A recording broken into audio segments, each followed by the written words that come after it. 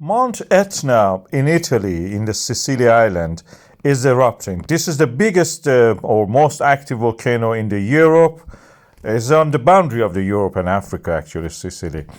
And now it is erupting.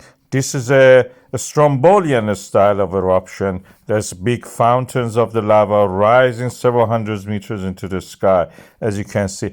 It's quite explosive, and there is a reason that this volcano erupts in this way. So explosive. Fountains of lava, like a torch, are rising to the sky.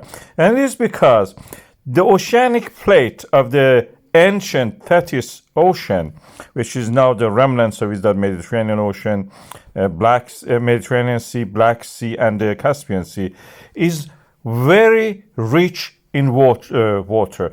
The sediments of it have lots of water. The minerals like mica and other things have also a lot of water. So when they subduct under the Eurasia, when the Africa pushes northward, they have a lot of water, and the magma which is created rises back from the subducting material, goes to the mountain, get heated up, and then rises again. This has a lot of water, and when it reaches and it erupts, the pressure is removed under the volcano. It starts to erupt, come out, and melt.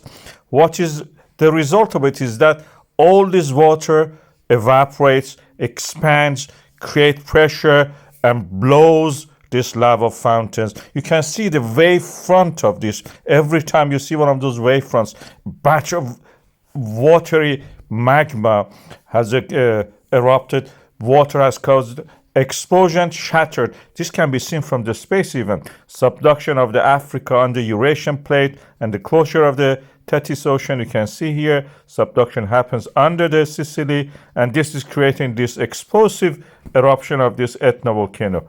Beautiful, the most amazing eruption.